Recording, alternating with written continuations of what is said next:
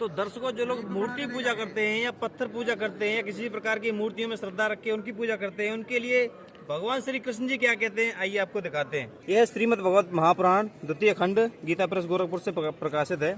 आइए इसके चलते हैं। पेज नंबर 644 है, दशम स्कंद है,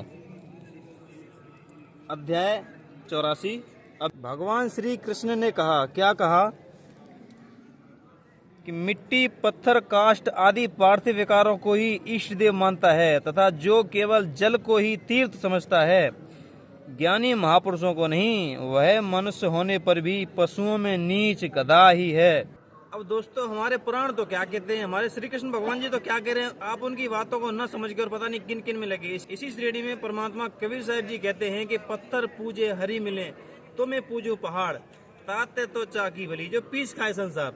अब हम इन चीजों में खोज रहे हैं, ना कि ज्ञानी महापुरुषों को। श्री कृष्ण जी कहते हैं ज्ञानी महापुरुषों को समझना चाहिए, ये ना कि पत्थर आदि की मूर्तियों को या फिर जल आदि को, यानी कि गंगा स्नान को भी डायरेक्टली शॉर्टकट लिए बताया गया, जैसे कि तीर्थ आदि या गंगा स्नान, जल में तीर्थ को भी। इसीलिए जो हमारे सदग्रंथ बताते हैं, हमें उनके अनुसार चलना चाहिए, न कि इनके विपरीत। संत रामपाल जी महाराज जी तो अपने सत्संगों में कब से बताते हुए चले आ रहे हैं कि इन तीर्थों में कुछ भी नहीं रखा है। वास्तविक जो भक्ति है वो अपने इस पवित्र शास्त्रों में लिखी हुई है, और उसको एक तत्वदर्शी संत के बिना आप नहीं समझ सकते। तो वो तत्वदर्शी संत वर्तमान में केवल और केवल संत रामपाल जी महाराज जी हैं। जल्दी समझ जाओगे तो जल्दी भगवान मिलेगा, नहीं तो देर से जितना समझोगे उतना ही पछताओगे।